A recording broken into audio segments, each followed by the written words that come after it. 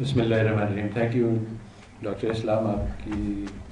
Some of the things that, many of the things you said are actually going to be, I'm going to expand upon them as epistemology, etc., not nature of knowledge.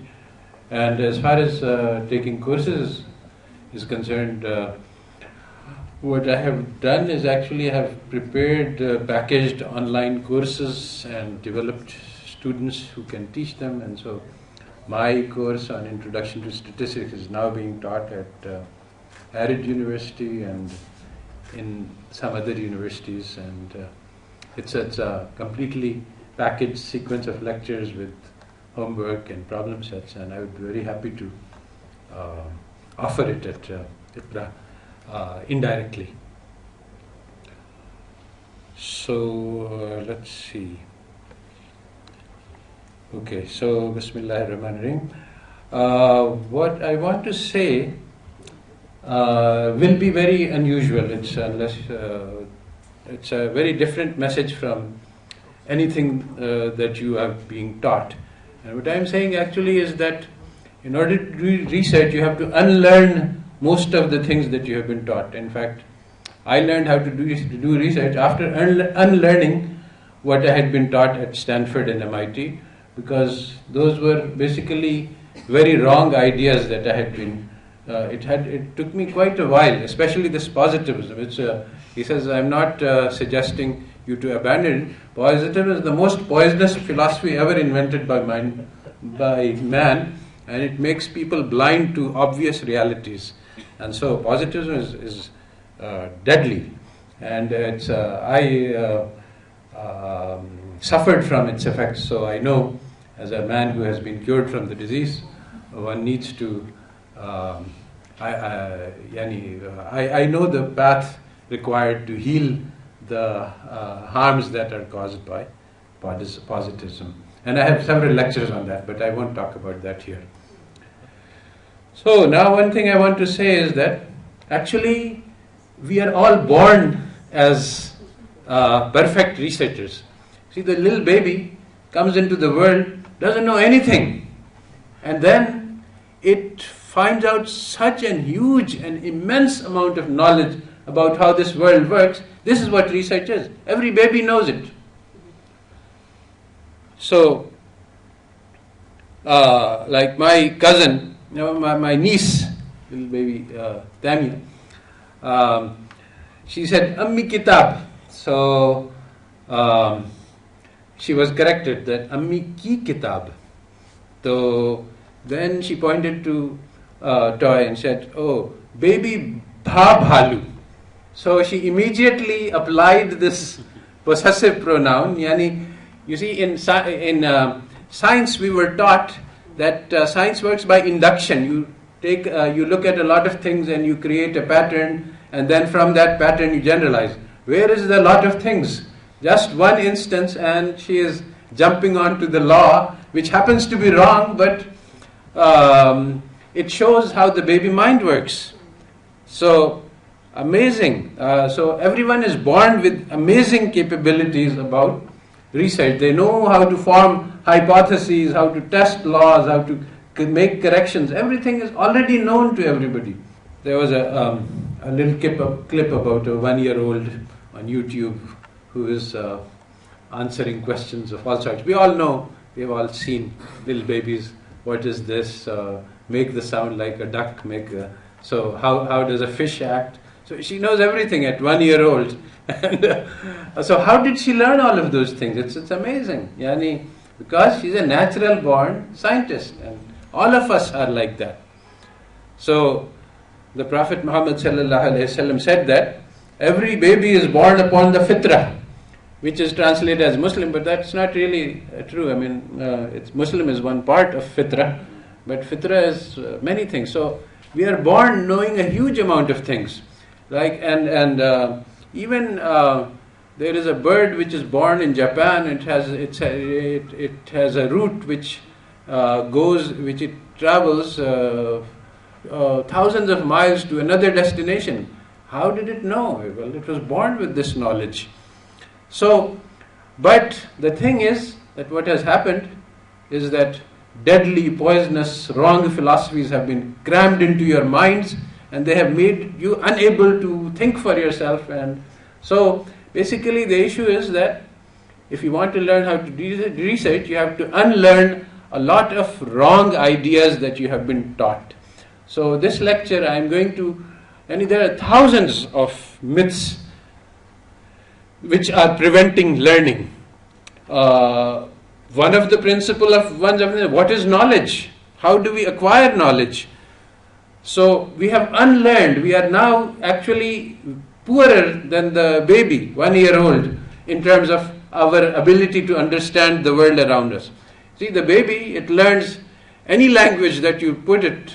You can learn Chinese, French, Japanese, and furthermore, very interesting, there's a finding. What is the limitation on the number of languages that a baby can learn? Nobody has found it. And if you want to teach it 10, it can learn 10 languages. There's one thing that you have to do, one very finding that, for example, if the father speaks in English, the baby will learn English. The mother speaks in Urdu, it will learn Urdu. And if the chacha speaks in Japanese, it will learn Japanese. They shouldn't mix. If they mix, then the baby gets confused. But one person, one language, baby can learn a separate language for every relative. And we don't know how many, there's no upper bound that has been established. So, but can we do it? No, we can't do it. Because we have forgotten what the baby knows. So, if you want to learn to do research, you have to learn how to think like a baby. So, the first thing is, what is knowledge? See, the Prophet of Allah sallallahu alaihi wasallam taught us these dua. Allahumma allamna ma yanfa'na. That teach us the knowledge which is of benefit. And Allahumma inni a'udhu bika min al-ilmi la yanfa'. I seek the protection from the ilm that is useless. That is. So the question is, what is useful knowledge? What is useless knowledge? So I want to ask, what is useful knowledge? What kind of knowledge is useful? I mean, you are pursuing some... Yes? That can add values, that can serve a cause for humanity, ideas. Have you been learning? I mean, you have devoted years and years of your lives to the acquisition of knowledge. You have been, since you were 6 or 5 years old, you have been acquiring knowledge. You have learned your ABCs and your 1, 2, 3s and biology and chemistry and physics and calculus. So hopefully this is useful knowledge. How do we know what is useful and what is useless? This is very important. Yes. I think the important thing is, if you know, actually दूसरा में हम बंदा बन जाएं. इंसान, if you become a good man, good human being, that's a very important thing. Okay. Yes. So anything that you learn and then you practice it for the benefit of humanity. Okay, these are very good answers, but this is like... For me, knowledge is that makes you civilized. As there is one share, I would say, in Urdu, that तहजीब सिखाती है जीने का सलीका, तालीम से जान की जहालत. These are very good answers, but the question is that this is a theory. I don't see it in practice. I mean, are you acquiring that kind of knowledge, or are you acquiring other kinds of knowledge? So there are 1,000 myths that we have to unlearn. One of the myths, the one that, because I am asking this question, you are answering this way. There is a very interesting study. You see, we study sampling theory, surveys. So what are the sources of bias in surveys? So there was this survey of black people, Negroes in New York City during the near around World War II times. And so the question was, Negroes in America are treated worse than Jews in Germany. So yes or no, what is your opinion? So when the black man asked this question, it was massively yes, Negroes here are treated worse than Jews in Germany. When a white man was asking this question, the answer was no. So this is called surveyor bias. There is a technical name for this which I have forgotten, but so it depends. The people answer according to the face that they see. So now what I want to say is that everybody would agree after making very nice statements that, well, knowledge taught at MIT and Harvard and Stanford, this is the most useful knowledge. And knowledge which we teach in our madrasas isn't really worth the name. And Quran doesn't really have any knowledge in it. I mean, it's a very good book, but if you read it, you will get a lot of sawab, you will be able to get to Jannah. But for the world, it is of useless. And if I have a problem, I should not look to the Quran for its solution because there is no knowledge in it. So these are the myths that we have been taught. So actually, to the seekers of knowledge, it is a journey of 1,000 miles.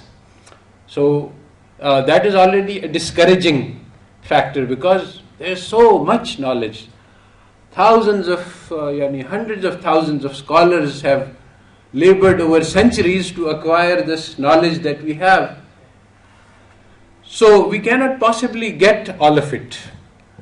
So there is a paradox that if we want to acquire knowledge, there is an incident. Hazrat Abu Hurairah radiallahu ta'ala said to one of his companions that, look, he was young, that the knowledge is dying out. The people who know ahadith, the wisdom that came from Allah to the Prophet sallallahu alaihi wasallam, this is going to get lost. So why don't we go and acquire this knowledge? So he said that who is going to, I mean, we are just, there are so many big people around with such huge amounts of knowledge. You and I, we are just beginners, and how can we possibly hope to compete with them? So he did not follow, but Abu Hurairah radiallahu ta'ala went to every Sahabi, and then the person who had this conversation said that there came the time when Abu Hurairah himself became the luminary of the times and everybody went to him, while I realized that if I had followed with him, then I would also be in his status, but I no longer have that option. So if you look at the very far distant goal, you might be discouraged that how can I achieve that goal? But a journey of 1,000 miles begins with one step. But you see, you have to simultaneously keep, and you have to look exactly where you're going, where you're stepping, but also you have to keep that 1,000-mile distant goal in mind so that the step is in the right direction. If you don't have that distant vision, then your step will be in the wrong direction. So you have to simultaneously look at the long distance and almost impossible to reach goal, and also at the place where you're stepping to make sure there's no hole. If you just look at the goal, then you will fall down into the nearest ditch.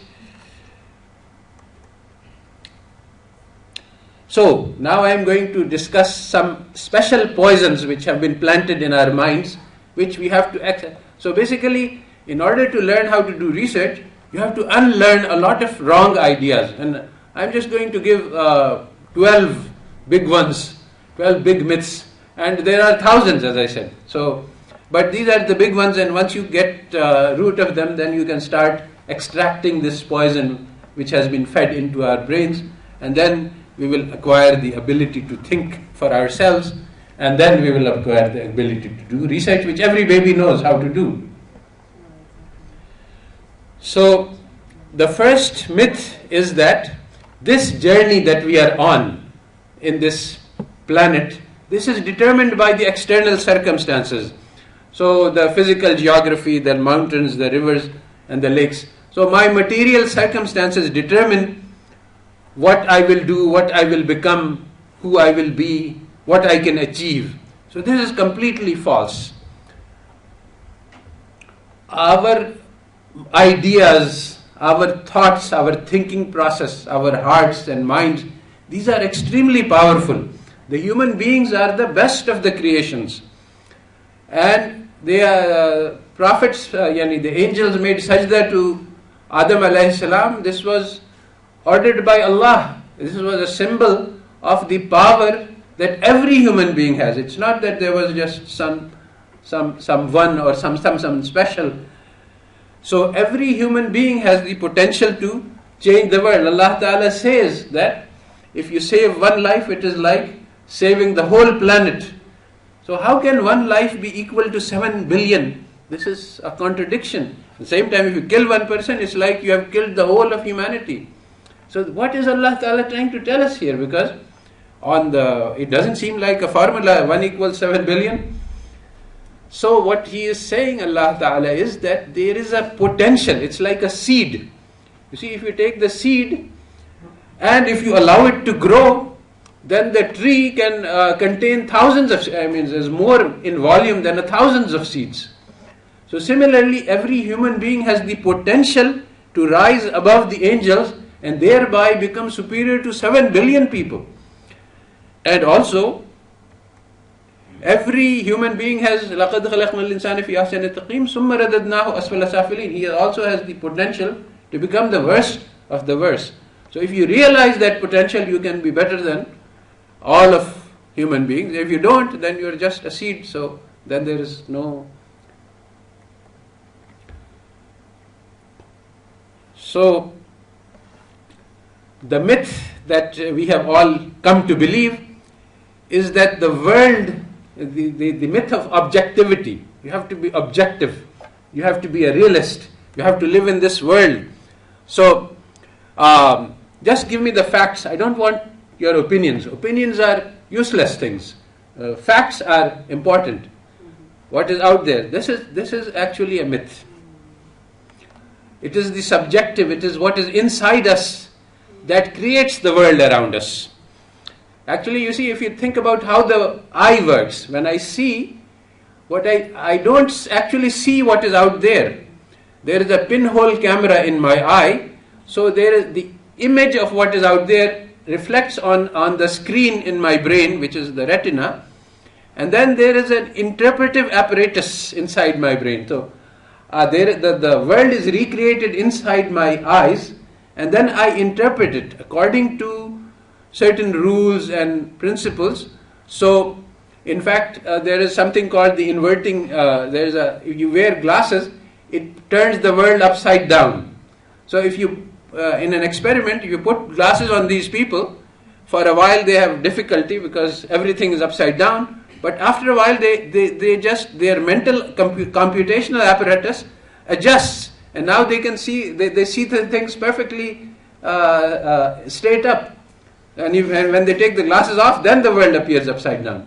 So the interpretive apparatus in our brain is actually very important component of the reality. Just like when we taste food, there are chemicals in the food, but there are also taste perceptors inside our tongue, and then there are the social norms which determine whether we like mirchi or we don't like mirchi.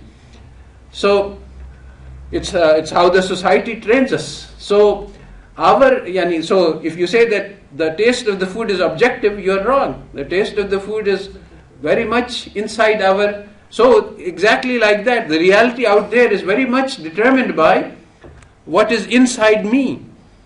And so Helen Keller was born blind and deaf and dumb, and she learned how to live.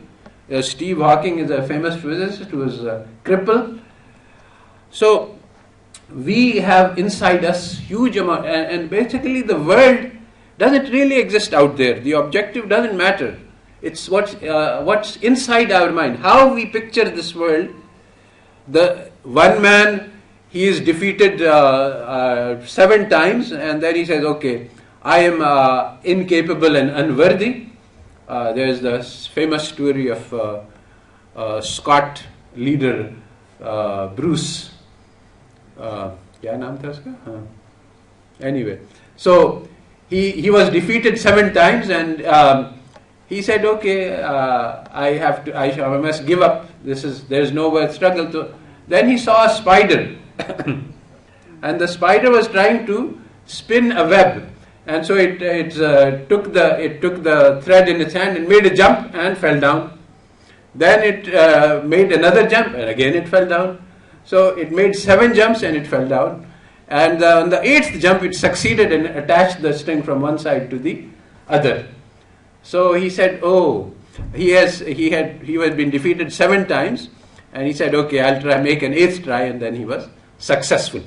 So a sequence of defeats can make you discouraged and disheartened, or it can strengthen you that, okay, I haven't given enough of myself, and if you have the spirit of try again, and you must succeed, then you will. And so every challenge, every defeat makes you stronger. It can do that if you have the right inner perspective, or it can make you weaker if you have the wrong inner perspective. So there is another myth which is related to this. There is this myth which everybody believes, that history is an objective collection of facts. So we can't change history. It's already done. Well, actually that's not true. The history is made by us. We choose our past. Here, I mean, if I am a Muslim, then my history starts with Muhammad sallallahu alaihi wasallam and Arabs and who came into India. And if I am a Hindu, then my history starts in a different way. And if I am a Buddhist, it's a different history. And if I am a Christian, it's a different history. And anyone who converts from Hindu to Muslim or in any other direction, his history will change. So actually we get to choose our history. Which are the facts that we want to emphasize? We can, if we look at the Islamic heritage, there is a huge number of things. You can find all sorts of bad things in it if you like, and you can find great things in it if you like. And so if I say that this is my history, that these are the norms, our rulers were just, and they were we had things in our civilization which no other civilization can hope to match. There are many cases in which our emperors and kings went to court and were treated like ordinary citizens, and they were tried and sometimes even convicted of crimes against common citizens. So this is something which is unique to Islamic civilization. So I say this is my history. There are other incidents of kings who behaved badly and who did bad things. So I said this is not my history. These are people who were deviated from the true path. So I get to choose that this is my history and this is not. I can say that yes, these evil things that happened, these are my history. So if I want to, I can make Islam a religion of terrorism, or if I want to, I can make Islam a religion of peace. This is my choice. So we have to make good choices. So the most damaging myth of all is the myth of Eurocentric history, which we have all absorbed. This is Eurocentric history says that every good thing started in Europe. That in the 16th century of Europe, all the mankind was in darkness. There was no one who knew how to think, reason. People were just following superstitions, and they were in what we call Jahiliyyah. But for the Europeans, everybody was in Jahiliyyah. And then suddenly the light of reason dawned in 16th century in Europe. And suddenly they learned how to think, they learned how to do science, they acquired civilization, they learned good behavior, they learned good governance, and everything good. And then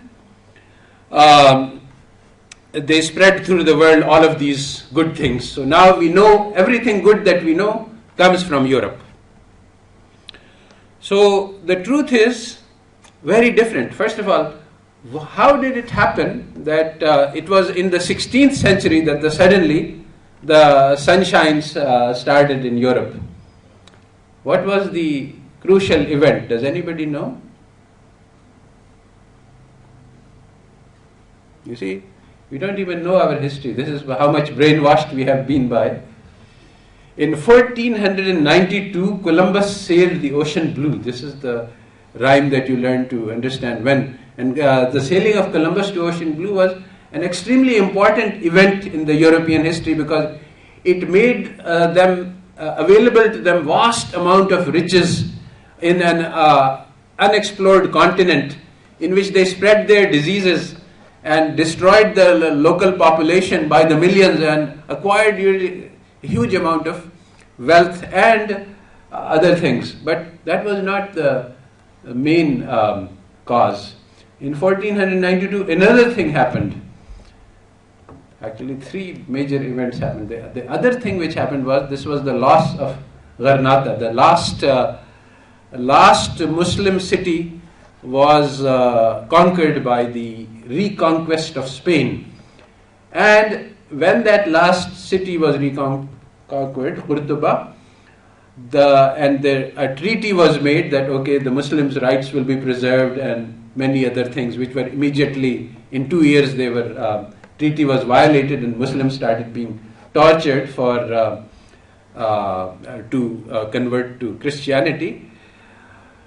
They acquired the library of Qurtuba, which was one of the wonders of the world. At that time, a library was not like ours, because every book had to be written by hand. And they had volumes from all over the world, because Muslims were enthusiastic acquirers of knowledge. Hadith says that the knowledge is the lost property of the moment. Get it from wherever you can. So we got it from the Greeks, we got it from the Chinese, we got it from the Hindus. Every knowledge was there in the library of Qurtuba, and these were taken over by. So that's why the light of reason dawned. But theft of history, for reasons which I will explain shortly, the Europeans deliberately suppressed this account in their stories. So we never learned that why this. It was the burning. The civilization of Islamic Spain was extremely advanced. It had properties which even today we have not been able to achieve. There is a book which is written by Rosia Menokal, a Harvard professor, about how what they achieved in Islamic Spain was that the Jews and the Christians and the Muslims lived in harmony and peace. They would have dialogues with each other. There was no discrimination, no hatred, no religious discrimination. People would have everyone, Jews, Christians, or who could have high office, and they could be advisors, and they lived in peace and harmony. And this is something which has never been achieved after that. So, but what happened, you see, when the church took over, they were very, very afraid of this Islamic knowledge, because it contained a lot of ideas which were very harmful. So they tried hard to suppress this knowledge. There was this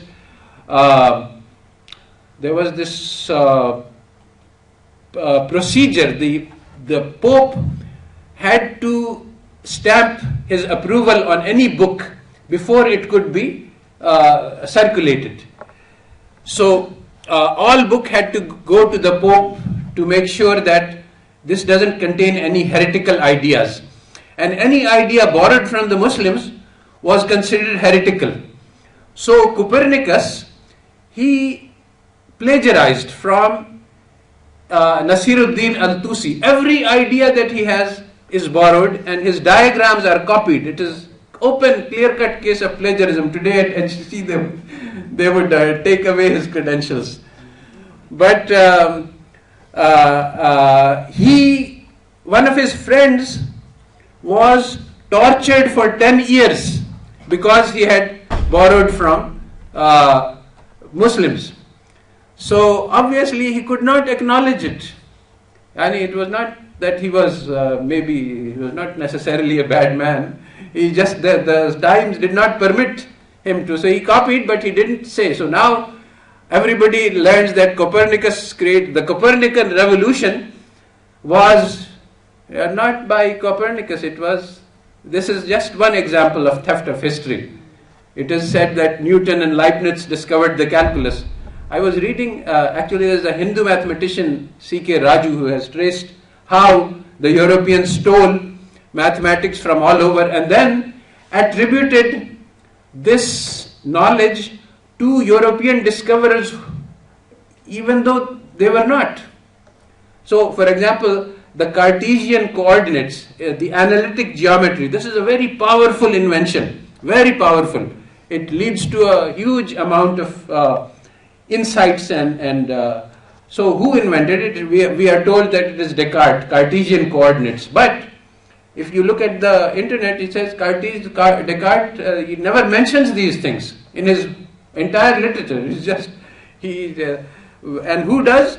Umar Khayyam has explicitly written about these Cartesian coordinates and used these to solve the cubic equation, which is again cubic 1100, and cubic equation is supposed to have been solved by Tartaglia and Cardano in 17th century Italy, when Umar Khayyam has done it completely, and his books were available in Europe. It's not that that line died out and they rediscovered it independently. No.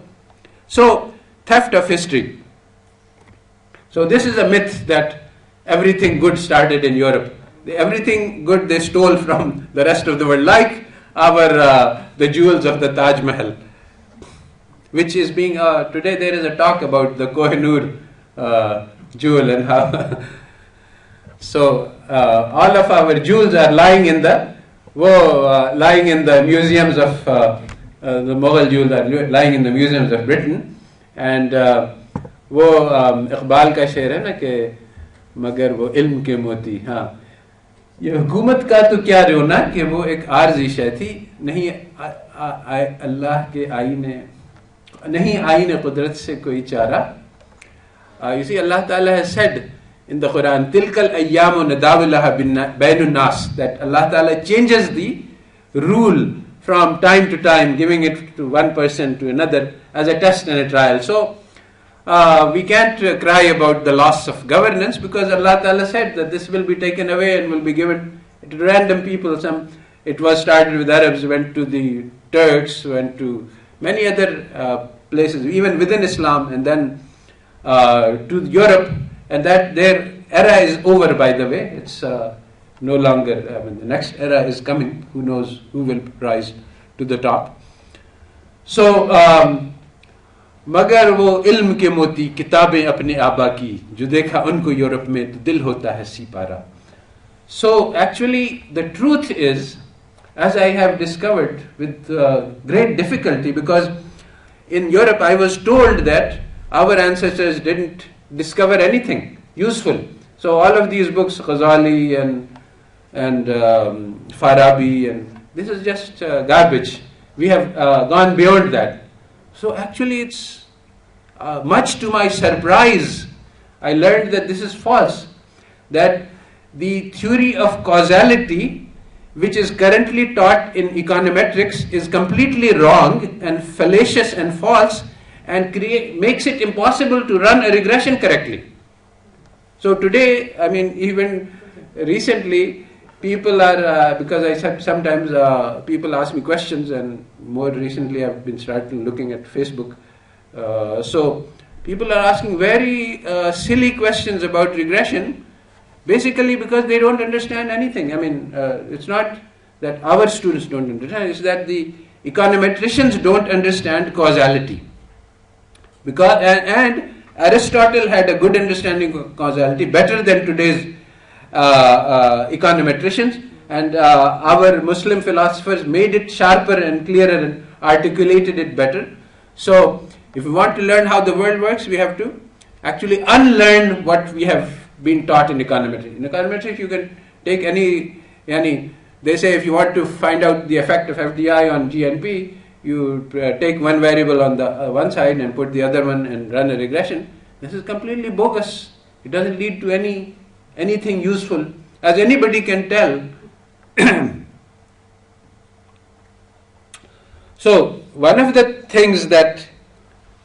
great myths which prevents us from understanding the world is this myth of the white man's burden. The story is told that after having discovered all these great things, and after learning that the whole world is in darkness, they left the comfort of their homes and their families, and for the sake of the service to mankind, they went to the jungles of Africa to spread their light, and they came to this land of India where we were living on trees and and eating raw food, and then they taught us manners and civilization, and they gave us everything that we know today. It is the benefit of the British. So actually, the truth is quite the opposite. India was an advanced country with very strong, very strong industrialization. We produced about 25% of the industrial output of the world was produced in India prior to the British. And then India was deindustrialized by very, basically loot and pillage. Basically, when Bengal was the richest country in terms of nutrition, that is, if you look at food per capita, Bengal was enormously fertile. But 1 year after the British took over, after winning from Sultan Tipu Shahid at Plassey, there was massive famine in Bengal, and people living in the midst of all this wheat, there was millions of people died of starvation. So the truth about the white man's burden is that it is exactly parallel to the Iraq war, when the claim was made that Iraq has weapons of mass destruction and it is a threat to world peace because this evil dictator, and what we are going to do is we are going to liberate the people and bring them democracy. So this is the white man's burden story, and the reality everybody knows is that the war was about killing millions of people to get oil. So there is the myth of European superiority, which we all feel that, oh, they are so wealthy, they are much superior to us. They have everything that we can imagine and we have nothing. So Europeans conquered the globe, and that's obviously proof of their superiority. They are smarter, they are braver, they are stronger, they have better science, they have better technology, everything. They have better conduct, they have good akhlaq, they are generous, they are kind, they are merciful. In all things we are bad. So if you want to look at exactly why this global conquest, is it because they are smarter, is it because they are braver, is it they are stronger? Well, you can, all of these questions can be examined. That is it true that the IQ level of the Europeans is very high? When I went to MIT, initially I was quite worried that how will I compete with them? But it turned out that because they grade on a curve, so in any class where there were more foreign students, the white people would drop out because actually they were at an unfair disadvantage, because the foreign students were selected from the cream of the cream all across the world, and those MIT, the white people, they were just normal, so they would not be able to compete with the best of the West in the globe. So, and if you look at the patents in the USA, every one of them has a foreign name on it. So so they are not smarter than the rest of the world. So what was the reasons? Well, you see, if you look at the books, there are hundreds of books. The Rise of the West, Why the West is Ahead of the Rest, and so on.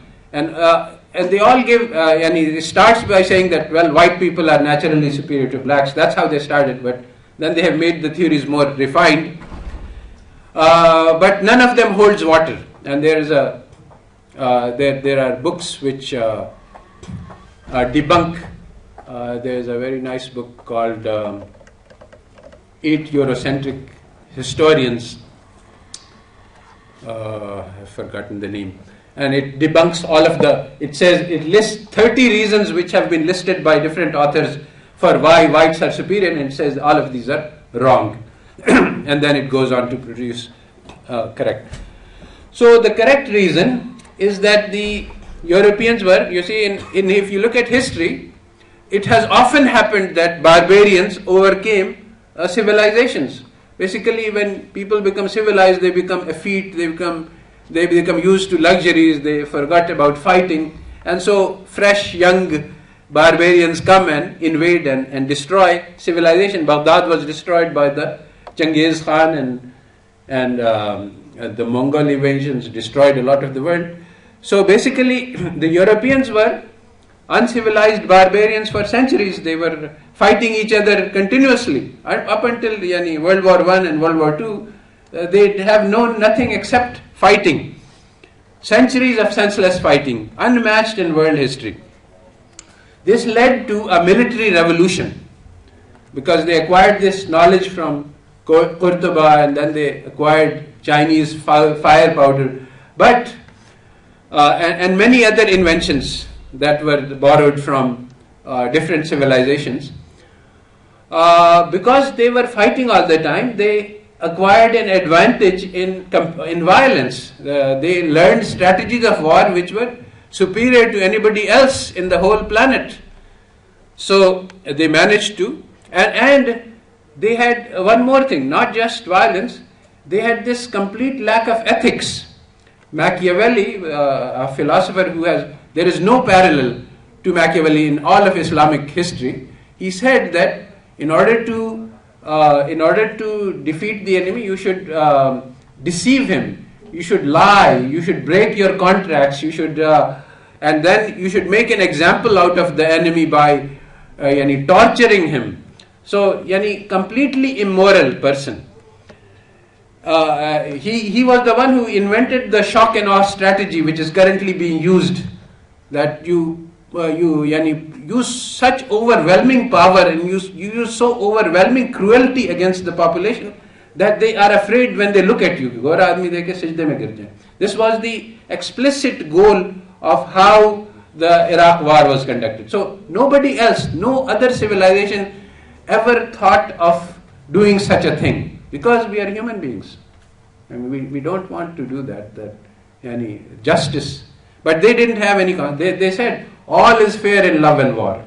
This was, now actually, a Jewish author writing about this, he said that, in Islam, jihad is a religious duty. So from the first days, Abu Bakr radiallahu ta'ala, when he sent his army, he said, don't kill non-combatants, don't kill the elderly, don't burn the trees.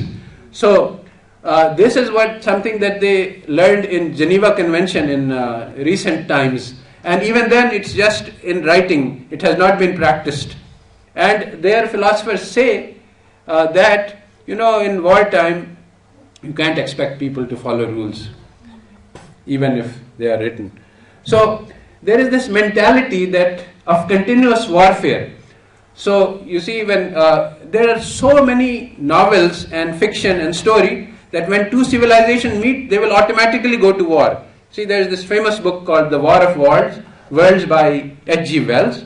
The Martians come to Earth, and what do? They invade and they try to conquer. Why? And there is this Huntington, and he says that, okay, the time of nations is gone, there will be no more war among nations, so it's an era of civilizations, and when civilizations meet, they will automatically go to war.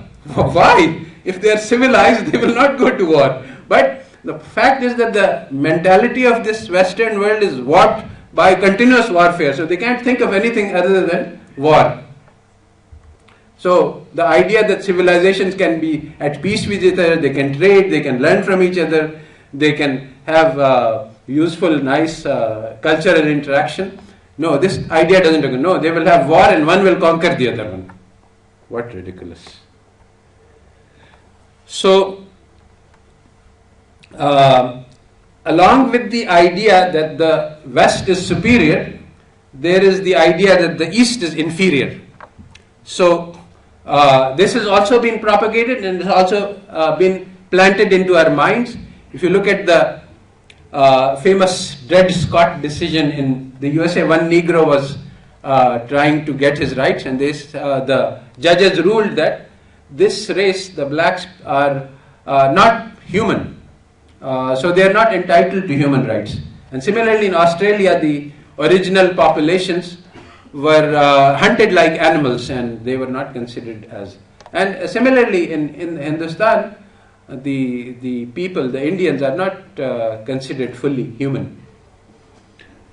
So, as opposed to this racist explanations, we look at the teaching of Islam 1400 years ago. This is a miraculous teaching.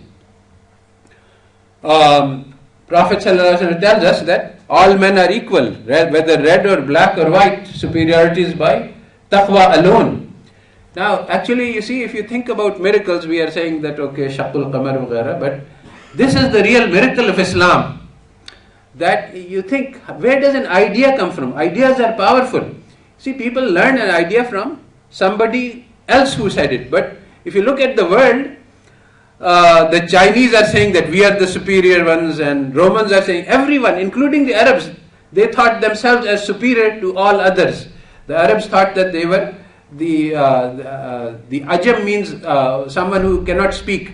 So they were very proud of their ability, their fluency, their language. And so they considered themselves as superior.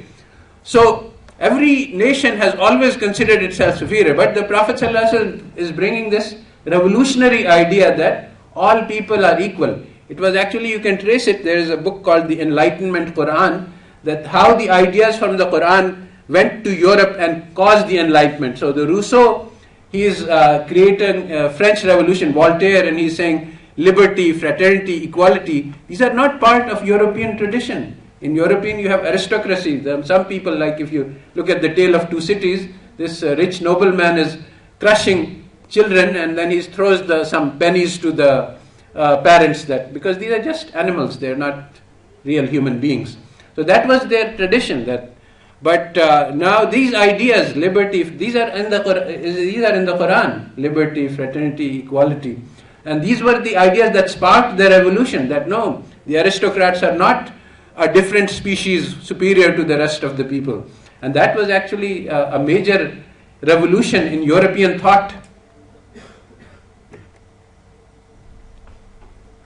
So the myth is that the Oriental societies were governed by dictators, and the truth is that just like the Iraqi dictator myth was used, I mean, there was some truth to it, but this was not the reason for, and what happened as a result was much worse than what Saddam Hussein was doing. What happened to Iraq by American invasion was much worse. Similarly, yes, there was some good governance, some bad governance, everything was there. There was democracy and lack of it.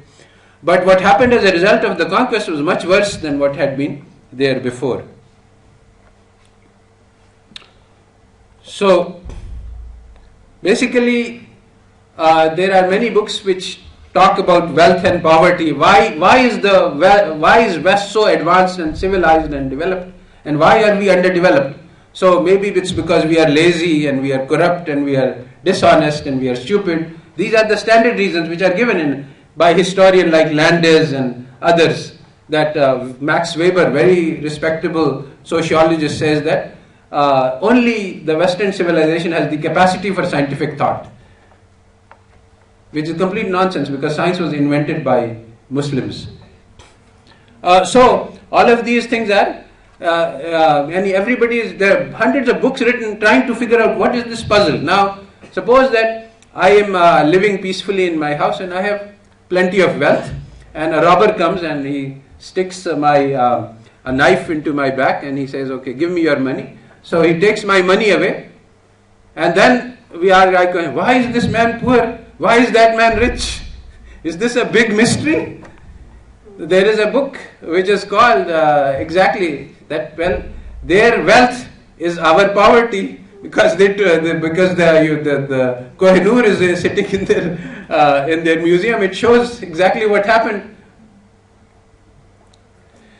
So basically, the West has chosen the wrong goals, wealth and freedom.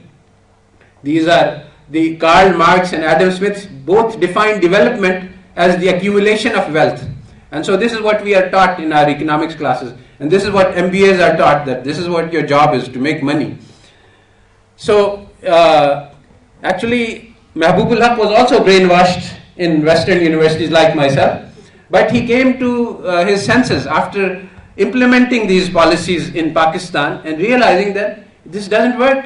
It leads to concentration of wealth. It leads to 22 families. So then he actually launched a revolution. We don't understand. He's a great hero. I mean, he doesn't and he is superior to Karl Marx and Adam Smith. Everybody knows Karl Marx and Adam Smith, but Mahbub Haq went ahead of them. He said that no, the goal is not the accumulation of wealth. The goal of development is human development. And this is actually the message of the Prophet ﷺ. What did he do? How did he change the world? He changed the human beings. And today also the same method is valid. If we change human beings, we can change the world. And if we change ourselves, we can change the world. And if we change ourselves, we don't need to change the world, because if we bring an internal revolution, this will make us our life satisfactory and fulfilled. And it doesn't matter whether the world changes or not. The inner revolution is sufficient. So Amartya Sen followed up on Mahbub Haq. They are frequently pictured as equals, but actually Amartya Sen was a student of Mahbub Haq in this line. And his Khadija Haq is always complaining that the Nobel Prize went to Amartya Sen and it should have been to Mahbub Haq, who was actually the originator of the idea, and Amartya Sen took it up from him after some persuasion. Anyway, that's another story. So freedom is very much prized, but actually it's an illusion. Freedom, there is no freedom for the 90% of the people who have nothing, and the 8 people in the world who have more than 3.5 billion, they are really free. So it's just a dhakosla. It's just a way to deceive people into accepting a very inequitable system. Similarly, democracy is also a just. It just gives you an idea that yes, one man, one vote. You are also a worthy member of society. But actually, it's the dollars which count, and it's the dollars which vote, and you can prove that conclusively. So, the wisdom of the West is to create technology which is on the verge of destroying planets. You miscount. You take the Amazon River, which is an amazing natural wonder, which took millions and billions of years to create, and it cannot be replaced at any price. And you cut the wood and you sell it for $3 and you say that, oh, we have made profits and we have created wealth. This is what that's what you think. Western society has created such wealth. What they have done is they have destroyed the planet, and it's just like it's just a miscounting. If you count the destruction of the wealth that they have done, the destruction of the planetary resources, the pollution of the oceans, the pollution of atmosphere, the killing off of species, which there is a new term which has, because so many species are destroyed, like there is this bird which has this mating call, and it is calling, and it's the last of its kind in the world. There's nobody to answer. This is such a tragedy that you can, and this is there's so much of that happening today because of the greed which has been taught by the West to all of us, especially MBAs. There's this book, if you want to destroy a society, turn the MBAs into takers instead of makers. So the productive members of society are taught to do things to help, to create, to produce. But the MBAs are taught just to make money in the shortest time without doing any work for it. And that's the most skillful is the one who can make the maximum amount of money with the least amount of work in the minimum amount of time. So this is ignorance, which is masked as knowledge. This is what is we are told is knowledge. Not useful knowledge, according to the West, is that which allows you to make money, not that which allows you to become a human being. So we have the books of the West. You see, there is a saying by Macaulay, which we all believe, by the way, in action, that if you take one shelf of books from the West, all of the literature in Arabic and Sanskrit cannot compete with it. All of the books. So why? Well, their books teach us how to make money. Our books teach us how to be a human being. They don't have anything like that. If you look at your whole curriculum, is there any book in that in which you were taught what is an excellent human being and how I can become an excellent human being? In answer to all this, people say that, but the West has made great progress. What progress? They have destroyed their own societies. The family is dead. I had a friend at MIT, Paul Kinney. He committed suicide recently. His mother and father were divorced. He was living with his mother when he lost his job. So his mother told him that, look, son, I have brought you up and I've done my duty and now don't bother me, I have my own social life. So he said that, look, Mama, I have no place to go, I have no job, no money, nothing, what can I do? She said that, look, that's your business. You take your problem, you solve it, I don't put it on me. So he didn't go, so she called the police and made them throw him out. And he called me. I was teaching in University of Pennsylvania. So he was in New York. He said, can I come to you? Because I have no place to go. So I said, yes, please, of course. We are taught friendship. So if a son cannot count on the love of his mother, then does it matter if he has $1 billion and if he drives a Mercedes and if he has the biggest apartment in the world? We do not treasure the things that we have been given, and we long for the things we don't have. Allah Ta'ala says, "La yaghurrannaka taqallabul lazina kafaru fil bilad." Don't be deceived by the apparent luxuries that the kuffar are enjoying.